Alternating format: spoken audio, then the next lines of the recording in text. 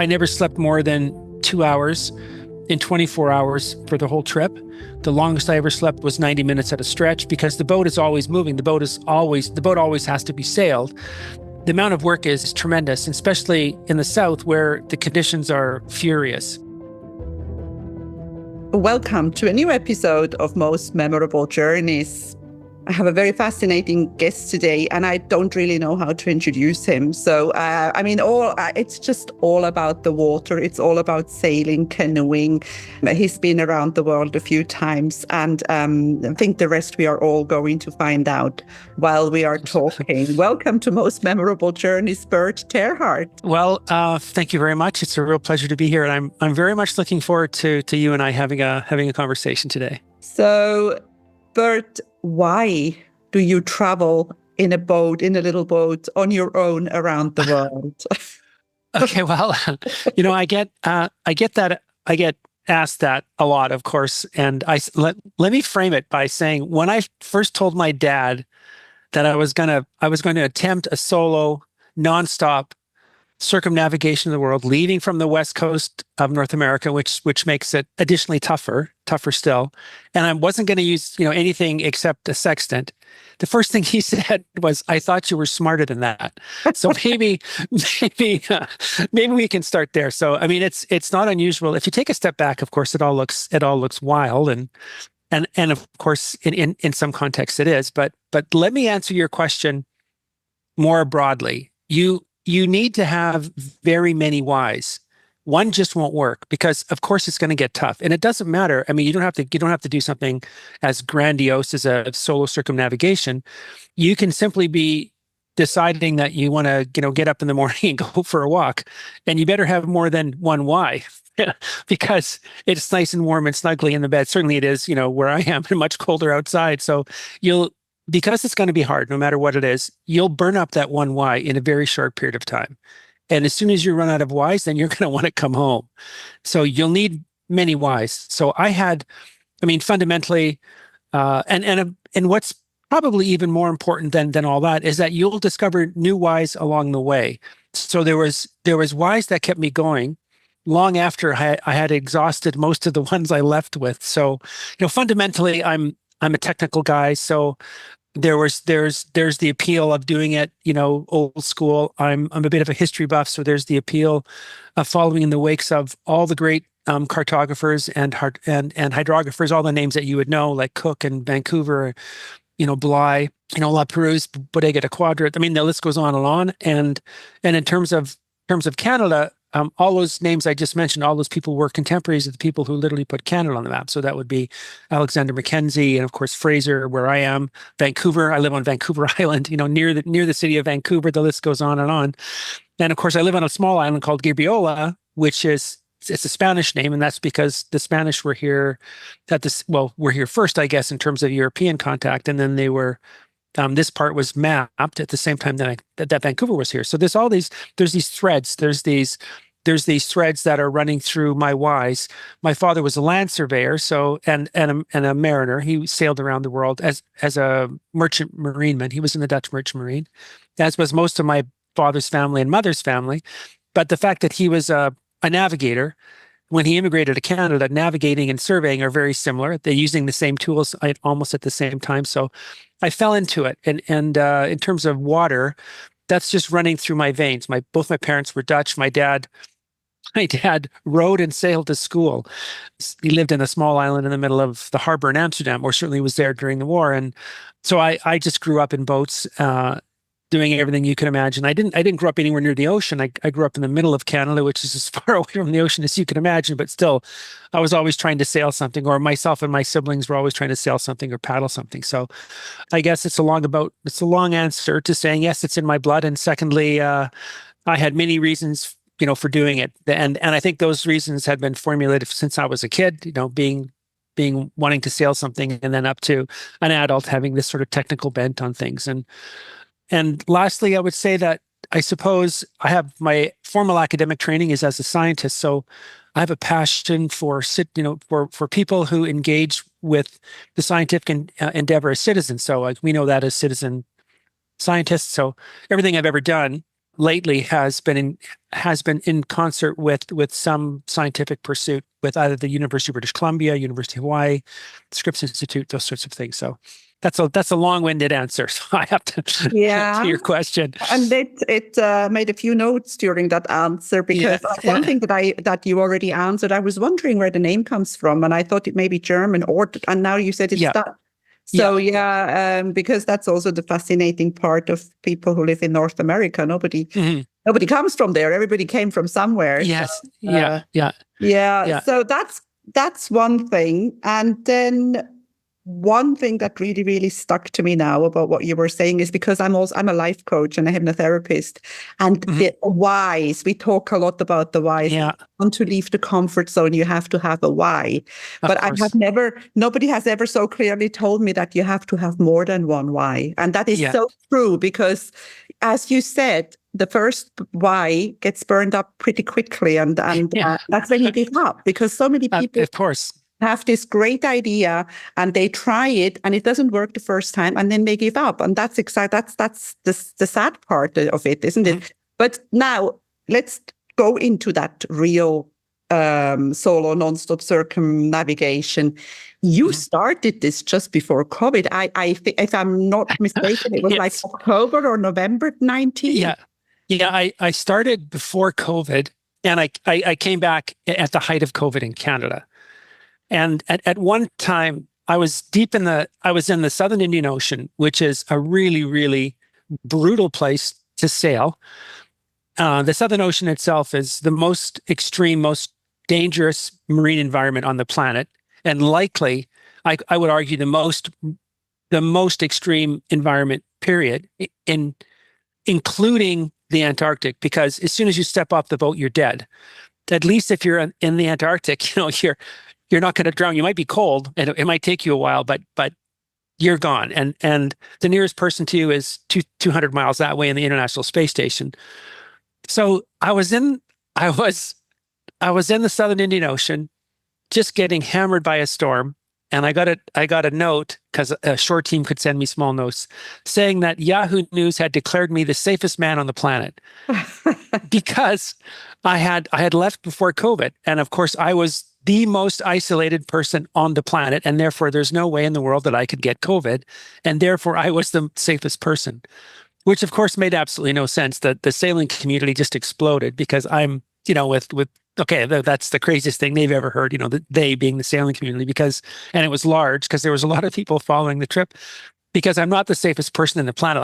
I might be the most. I mean, you can make an argument that I could be the least safe person, because I'm the odds, let's say, are stacked against you. And what's interesting about this COVID thing is that people had always thought that I would come back a changed person. Oh, what are you going to do? You're going to spend 260 plus 265 days alone. You're going to go through this ordeal, blah, blah, blah, blah, blah, blah.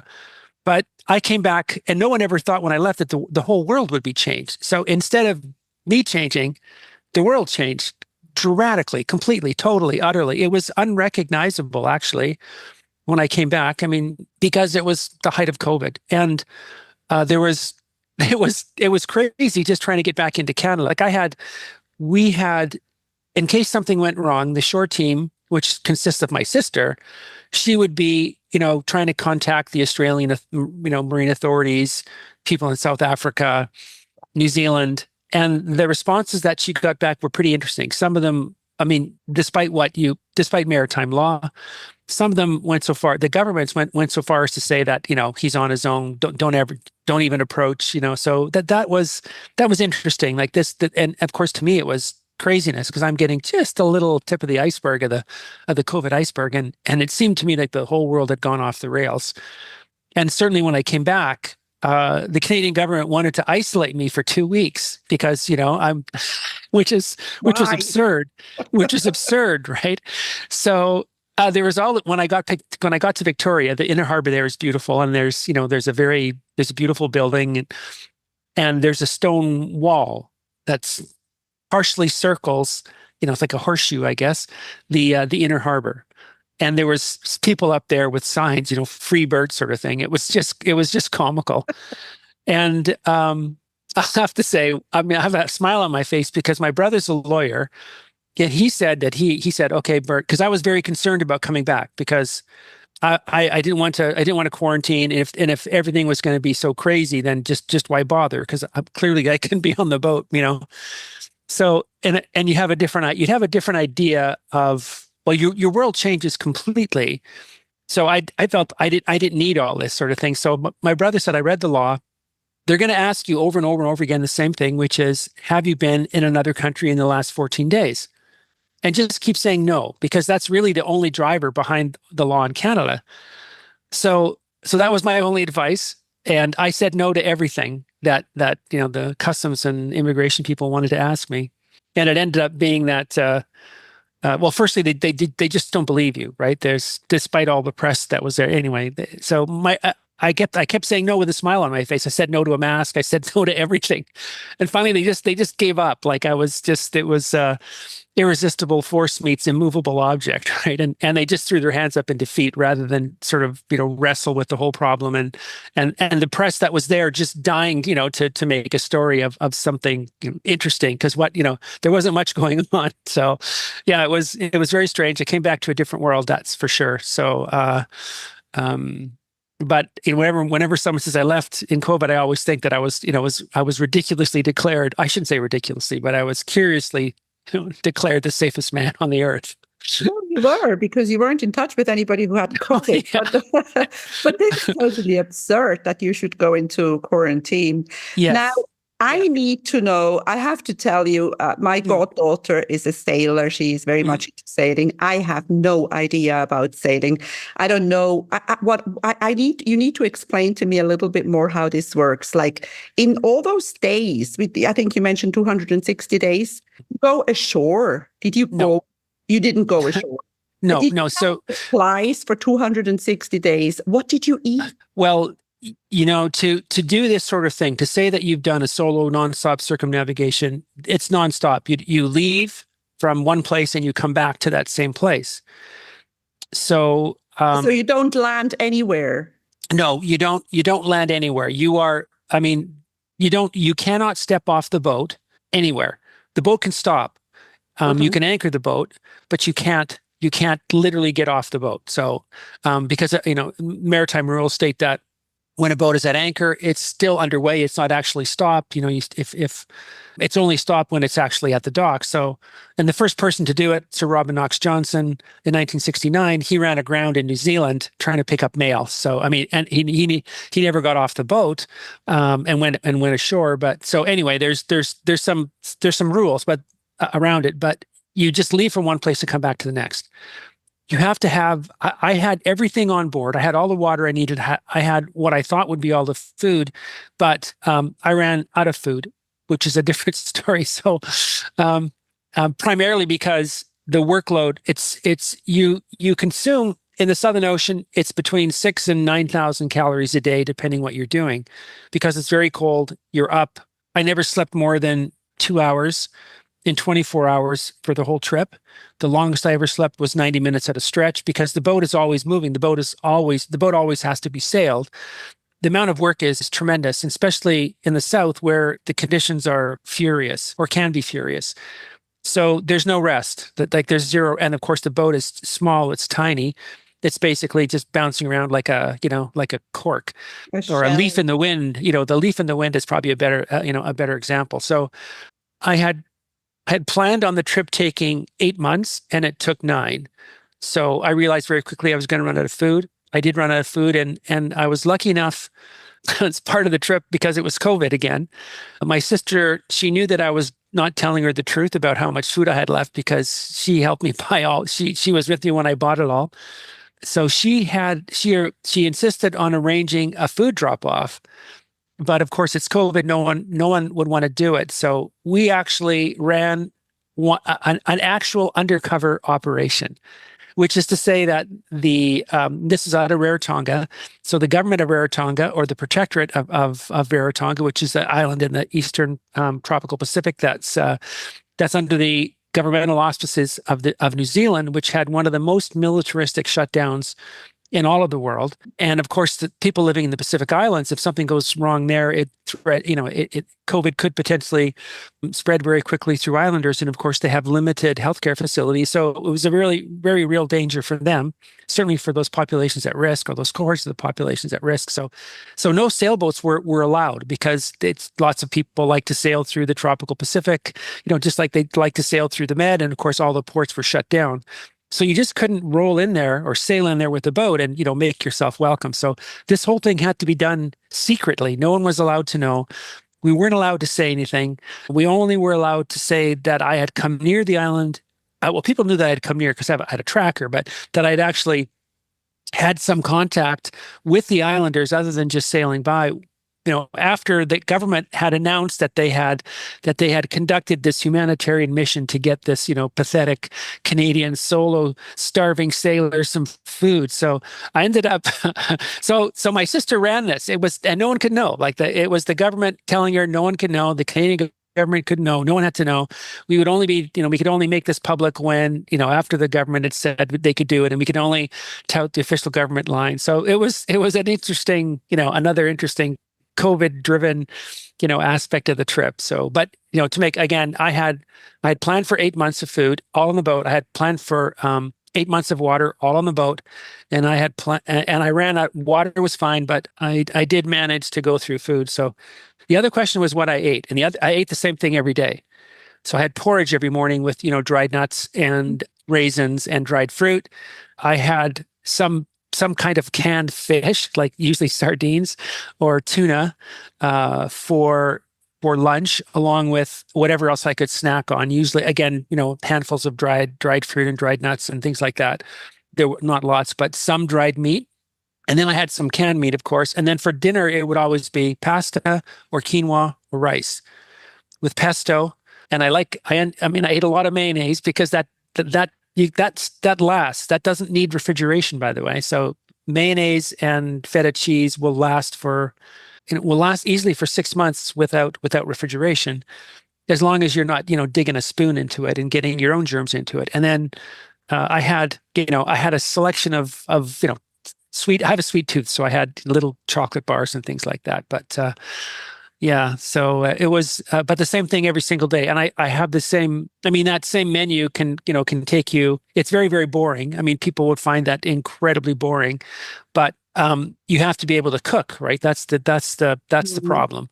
You need to be able to cook at sea. So while you were eating the porridge and all those same things every day, what were you thinking? What were you dreaming of? Did you have any cravings? Did you have any food fantasies?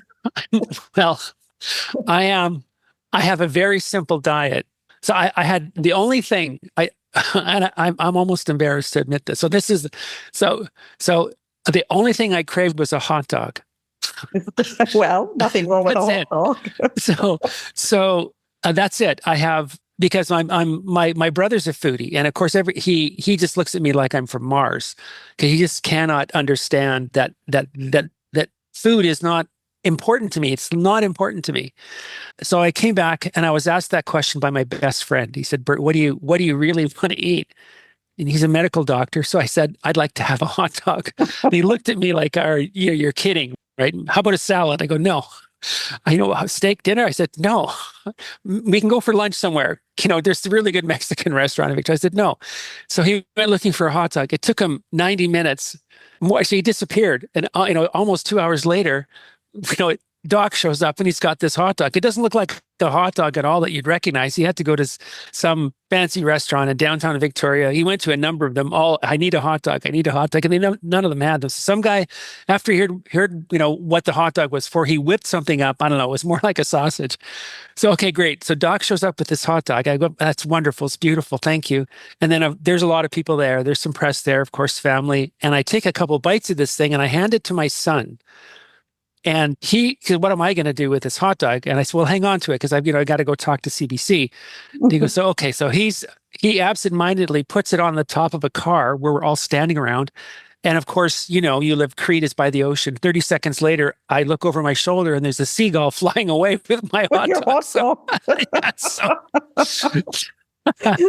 much for the hot dog. Yeah, so much for the hot dog. So anyway, it was It was. It is I'm so sure that the true. seagull needed it more than me. That's how I figure it. So, Amazing. But tell me, did you feel healthy? I mean, okay, you ate a little bit of everything, and it mm, also proves to me that we don't really have to have salad because you were still alive after. yeah, you're still alive. But did you ever feel unhealthy? Did you ever have like a cold, or did you ever No, have something that reduced your capacity? no. The only thing that physically incapacitates you, well, firstly, you can't get injured. The chances of you getting sick are actually pretty low because there's no one else around to make you sick, right? The environment is Hmm. actually pretty Very good. clean. Very true. Yes. And the food is, I mean, because you're eating such, the food lasts forever. Flour, I could make bread. So I had Hmm. flour, I had things to do, it's staples. They just last forever. Yeah. So the chances of getting food poisoning are actually pretty small. Even eggs, I had eggs keep without refrigeration for usually for around 3 to 4 months, depending on the water temperature you're in.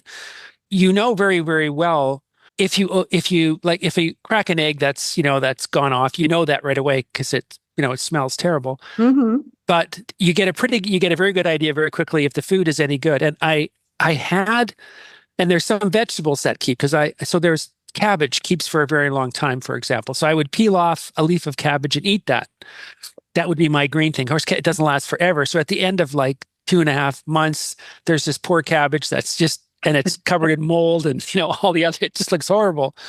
But you just peel away the moldy bit. It's the same with hard cheese. So my point is you have you can get a pretty good idea of what you can eat and what you can't. But because there's no one around, the chances of you getting sick are actually pretty small. Of course, you can injure yourself. So the biggest besides being incapacitated because of lack of sleep, you can get injured very, very easily.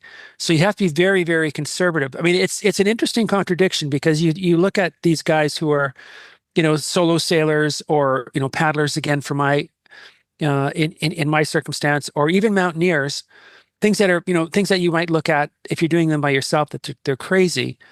But those people are doing it very, very conservatively because it's very easy to sail the boat to bits. Like I could go out in suburban just here where I live on any day and put up enough sail to just break everything.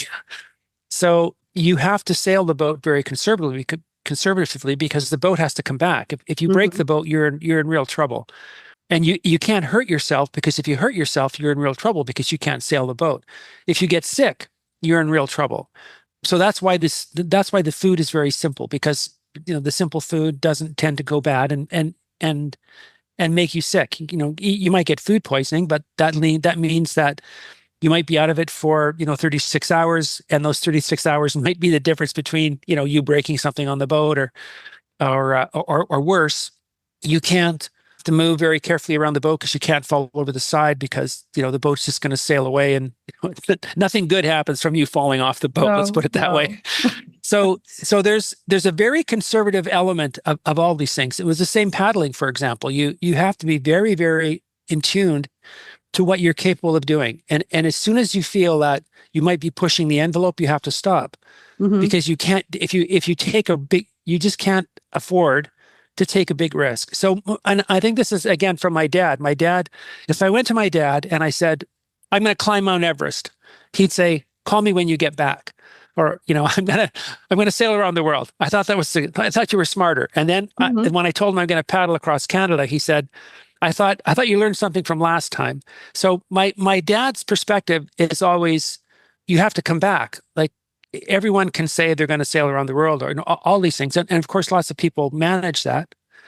Maybe not solo because that's a very small number, but the point is that if you don't come back, it's all for naught. Like you're just literally throwing everything away, and that makes no sense at all. That I mean, at the very worst, that's psychopathic. And at the best, it's you're a sociopath. So Hmm. so coming back is important, and if you choose to do it by yourself, then you have to be that much more cognizant of the fact that you cannot take a risk. I mean, there's a risk inherent in what you're doing, but you have to very, very, very you have to be very careful about limiting that risk. I mean, yeah. So that's Was there a moment during that trip or that adventure that you were close to giving up, to thinking, I can't do this. Why am I doing this? Do these moments come in?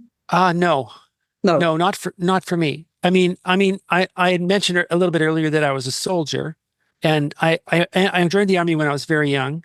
And I mean, think about that, and of course that formed a good perspective. Well, that's the foundation, I suppose, or that built on the foundation of discipline, Mm-hmm.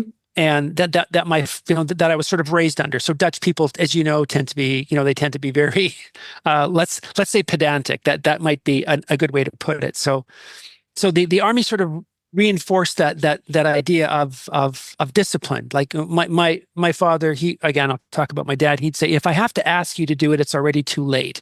So you're looking around for things to do. Like there's the Dutch expression actually is, if your hands see something, do it. So, which is to say that you should be, actively looking around to, to Mm-hmm. be engaged, to be helpful. So, I mean, imagine if you had a bunch of soldiers who were tasked with, defending the Isle of Crete, and you only pick the ones that said, if it gets hard, I'm going to go home. It's, if it gets, Yeah, if it that's gets, not working, is it? yeah, Yeah. that's not going to work, is it? You, No. you, you, Yeah. you want to plug soldiers into that environment who are going to, it doesn't matter how miserable and tough and horrible it's going to get. They're going to be there. And I mean, I'm using a very extreme example, but life itself is suffering. There's no, it's not supposed to be easy. I mean, Oh. the whole idea that that it's supposed to be easy, that everything, that the entire universe was put together for that, so that we could live a life of ease, is so wildly wrong. It's just unbelievably wrong.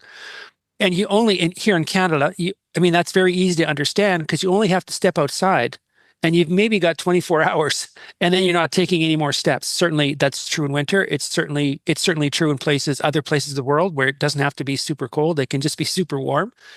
For most of our existence as humans, living was really, really hard. It was hard, brutal, and miserable.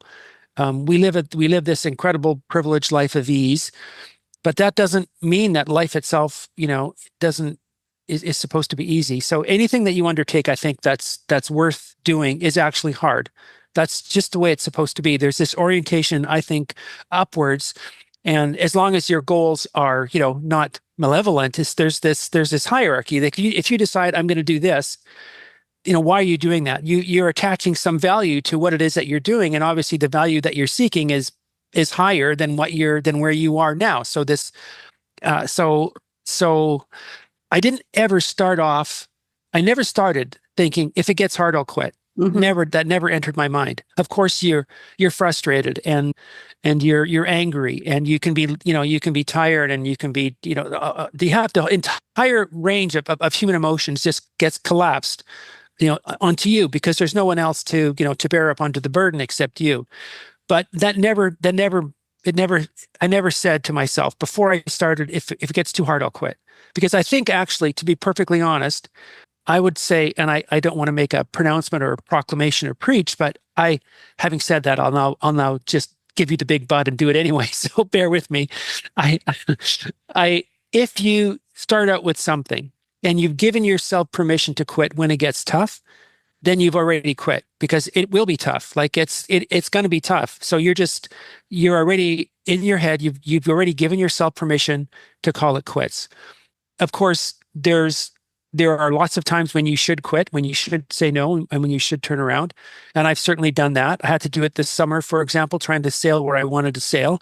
I had to quit and turn around. And this is actually the third time I've tried to get to this place. It's really hard, really, really hard. And despite the fact that I was able to do whatever I'm able to accomplish, I still know when it's time to say no. But I never left thinking that I'm going to say no. The conditions will tell you when that should happen. And if you're paying attention, that decision is brain dead simple, because you only have one. It's quit, it's continue and either break the boat or die, or something, well, I guess there's not much worse, or turn around and come back. So like my dad would say, call me when you get back. Wow, that is so, so wise. I mean, that the way you are saying it, and it's so true. Like Mm. when you think about doing something and you think that if it isn't, this doesn't work, you'll give up, you have already given up. That is Yeah. really, really true. And Mhm. yes, I think I would agree with you that life was not meant to be easy, but I think it's worth trying out all this Oh, stuff and finding out yeah. how far can I go? Oh, yeah. I mean, absolutely. I mean, I kind of poked at it a little bit, but I think there's a moral imperative to do the things that are hard. It's an easy way to determine if you're doing the right thing. If you're okay, a really simple example is I want to get up Mount Everest. Well, climbing Everest is a really tough walk. There's only one technical section, and that technical section you're all roped off. There's a bunch of people have done it from all walks of life, blind people as well, but so people of all kinds of abilities. It's just and it's just one step after another. So the next step is simply uphill. So make the choice. If I go downhill, I'm quitting, right? If I Hmm. take the next step and it's a little bit harder, then I'm still climbing. Yeah. It's a very simplistic analogy, but you can collapse almost anything that you're faced with into one of two very, very, very simple choices. And one is always going to be a tiny bit harder. And that's the right way to go. I mean, we could talk about it in the context of fear. We could talk about that in all different contexts, and that's actually one of my strategies is to collapse whatever I'm faced with the simplest of two choices, and then I just have to pick the one that's slightly harder. And Amazing. That's so fantastic. Yeah, that's really, really choose the one that's slightly harder.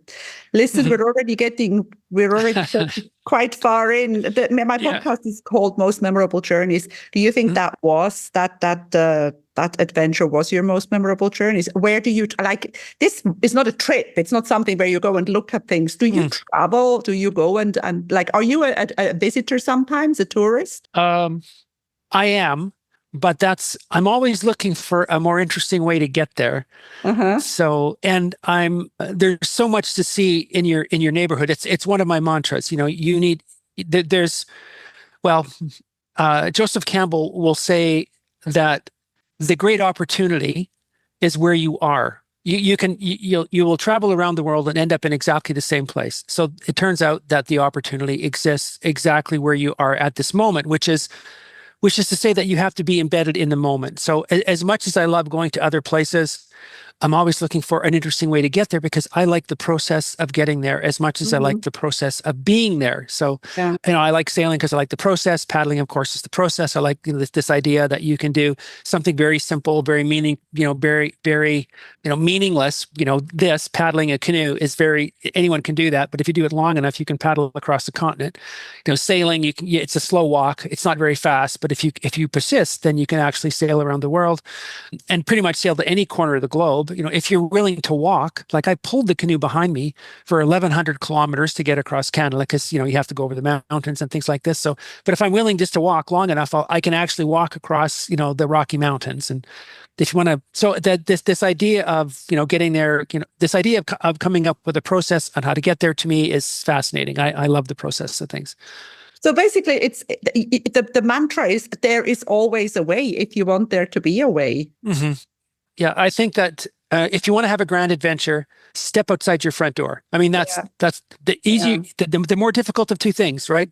Sit on the couch watching Netflix or open the front door. So Not I do the thing working. that's, yeah, Yes. do the list. And if you step outside with an open heart and an open mind, then the adventure that you will have will be transformative. And people get this like this idea of it has to be extraordinary, like extraordinary in terms of huge is wrong because the word itself means tiny bit extra, tiny Uh-huh. bit outside the Uh-huh. ordinary. So if you'll, and I'm amazed at anyone who can't, who will step outside and not look at a blade of grass and just marvel at the miracle of it. Just because it's astonishing. Well, firstly, you can see it. I mean, how does that work, right? So and this we're surrounded by mystery all the time. So if you'll step outside with an open heart and open mind, like I said, the journey that you will eventually be on will be extraordinary in ways that you can't possibly imagine, and certainly transformative. And I think you asked me, is that my most memorable trip? I would say to you, I hope not. That was going to be my next and one of the last questions. What's next? What's in the pipeline? Do you have anything that you can talk about, or is it not? Well, I have this thing. If you speak something into the world, you've given it life. So you have to do that very carefully. Yes. Yeah, you have to be very careful with that. So I've said this already, so I'm not letting any cats out of the bag. Is that this summer I'm paddling from the base of the Rocky Mountains, Rocky Mountain House, to the Arctic Ocean, and then down the Arctic coast to a place to the mouth, paddling from the mouth of the Mackenzie River to the mouth of the Coppermine River along the Arctic coast. So that trip is about 5,000 kilometers. It should take me 105 days before winter sets in. So that's this summer's expedition. It's another very large, no one's ever done it before, canoe paddle solo. With just maps. Again, no electronic navigation. Crazy, but fascinating. We'll be watching you. Now, Yes. The last thing, because we're coming to the end, but I also want you to start thinking about, because you're going to come and visit me in Cyprus, and you said that you're going to think about how you're coming here. Yeah, so you're going to bring your wife, so you have to find a way to come here. How are you going to get to Cyprus? Oh, I'd sail to Cyprus. That's pretty easy once you're in the Mediterranean. Have you sailed in the Mediterranean? No, I never have. I've sailed in the northern part of Holland and the North Sea, but I've not sailed in the Med. It's on my, it's one of the places that I'm desperate to go. I'm desperate to go to the Eastern Mediterranean, where I am. You see, yeah, because I think it's the crucible of Western civilization. Of course, there's a Greek presence, there's a Judeo Christian presence, there's obviously, so basically all the Abrahamic religions are there. The very foundations of Western culture, civilization are there, and I think I'd be doing a disservice to myself and to everyone that knows me if I never went there, because I think it's almost, in my mind, it's almost a pilgrimage, because you have to be very well aware of where you've come from in order to have some idea of where you need to go. And that's, I need to go to the Eastern Med. But it's a fascinating little corner of the world, really, where I am. It is, totally. Well, this was quite a thing. Thank you so much for taking time and being on Most Memorable Journeys today, Bert terHart. Well, it's been lovely speaking with you, of course, and hopefully we can do it again. Maybe in person if I when I get there. So we'll do one in person when you're here. Yeah, that would be marvelous. Yeah. If you enjoy my podcast, please like, share, and subscribe to my channel. You will find all the information in the show notes.